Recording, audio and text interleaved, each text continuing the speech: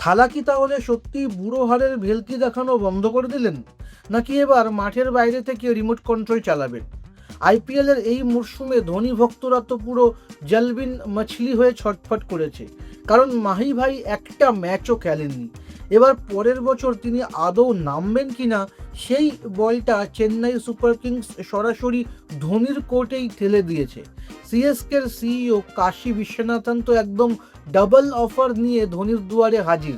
তিনি সাফ জানিয়ে দিয়েছেন, ধোনি ভাই তুমি প্লেয়ার হিসেবে খেলো, মেন্টর হও কিংবা কোচ, যা খুশি হও, শুধু হলুদ জার্সিটা ছেড়ে যেও না।